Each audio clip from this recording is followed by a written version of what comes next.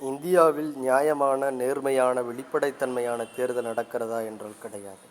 அதிலே நமக்கு சந்தேகம் ஏற்படுகிறது. ஏனென்றால் இந்திய ஒன்றிய பிஜேபி அரசானது 2023 தேர்தல் ஆணையரை நியமிக்கக்கூடிய ஒரு சட்டத்தை கொண்டு வந்தது. அந்த சட்டத்தில் தேர்தல் ஆணையரை நியமிக்கக்கூடிய குழுவில் பிரதமர் நியமிக்கக்கூடிய ஒரு அமைச்சர், எதிர்க்கட்சி தலைவர், இந்த 3 பேர் கொண்ட குழு தான் அவரை நியமனம் செய்கிறது.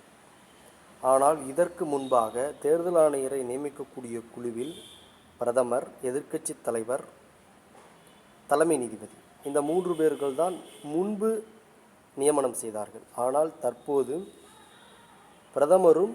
பிரதமர் நியமிக்கக்கூடிய ஒரு அமைச்சரும் எதிர்க்கட்சி தலைவரும் தேர்ந்தெடுக்கிறார்கள்.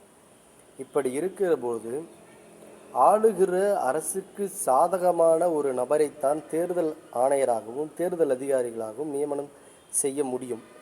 ஏனென்றால் பெரும்பான்மையாக பிரதமர் நியமிக்கக்கூடிய ஒரு அமைச்சரும் வந்து விடுகிறார்கள்.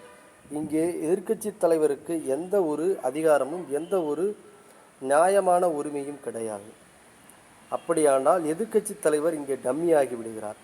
இதனால் தான் இந்த சட்டம் வந்தபோது முற்போக்கு சக்திகளும் ஜனநாயக சக்திகளும் தங்களுடைய கண்டனங்களையும் எதிர்ப்பையும் பதிவு செய்தார்கள். ஆனால் தற்போது இந்திய உச்சநீதிமன்றமும் இதே கேள்வியைத்தான் எழுப்பியிருக்கிறது.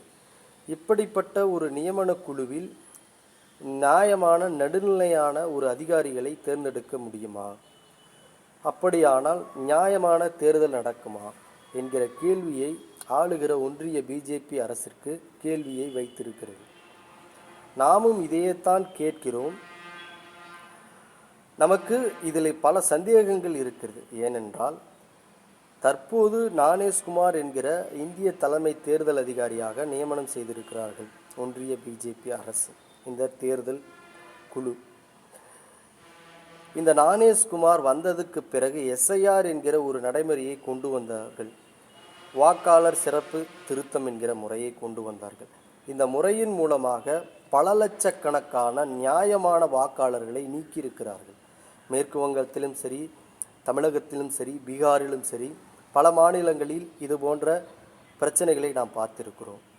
தற்போது நடந்து முடிந்த 5 மாநில தேர்தல்களில் மேற்கு வங்கத்தில் திரிணாமுல் காங்கிரஸை சேர்ந்த முன்னாள் முதலமைச்சர் மம்தா பானர்ஜி அவர்கள் படுதோல்வி அடைந்திருக்கிறார். அதே போலத்தான் கேரளத்திலும் கம்யூனிஸ்ட் கட்சியை சார்ந்த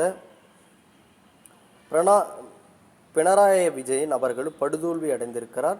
தமிழகத்திலும் மதசார்பற்ற முற்போக்கு கூட்டணியுடைய தலைவர், திமுகவினுடைய தலைவர் மு.க. ஸ்டாலின் அவர்களும் படுதோல்வி அடைந்திருக்கிறார்.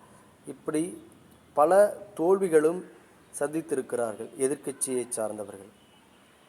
அதேபோல பல தேர்தல்களில் ஆளுகிற பிஜேபி ஒன்றிய அரசிற்கும் மாநிலத்தில் ஆளக்கூடிய பிஜேபி அரசிற்கும் சாதகமான தேர்தல்களை வடிவமைக்கக்கூடிய ஒரு தேர்தலாகத்தான் தற்போது நடக்கிற அனைத்து தேர்தல்களும் இருக்கிறது. எனவே தான் இந்த நடைமுறை ஒழிக்கப்பட வேண்டும். இந்த நடைமுறை இருந்தால் நியாயமான, நேர்மையான தேர்தல் நடக்காது. அது ஆளுகிற பிஜேபி ஒன்றிய அரசிற்கே சாதகமாக இருக்கும் என்கிற விமர்சனத்தை நாம் வைக்கிறோம். இதிலும் குறிப்பாக தற்போது இந்த வழக்கானது உச்சநீதிமன்ற நீதிபதிகள், 2 நீதிபதிகள் கொண்ட அமர்வு அரசமைப்பு பெஞ்சுக்கு மாற்றப்பட்டிருக்கிறார்கள். அரசமைப்பு பெஞ்சில் என்ன தீர்ப்பு வரும், எந்த முடிவை எடுப்பார்கள் என்று நமக்கு தெரியாது. ஆனால் இந்த ஒருதலை பட்சமான இந்த தேர்தல் ஆணையர் நியமன குழுவை ரத்து செய்துவிட்டு பழைய தேர்தல் ஆணையர் நியமன குழுவே இருக்க வேண்டும். அதிலே பிரதமர், தலைமை நீதிபதி, எதிர்க்கட்சி தலைவர் என்கிற இந்த குழு உறுப்பினர்கள் இருந்தால் மட்டுமே நியாயமான தேர்தல் அதிகாரியை நியமனம் செய்ய முடியும். அப்பொழுதுதான் ஜனநாயகம் பாதுகாக்கப்படும், ஜனநாயகபூர்வமான தேர்தல் நடக்கும்.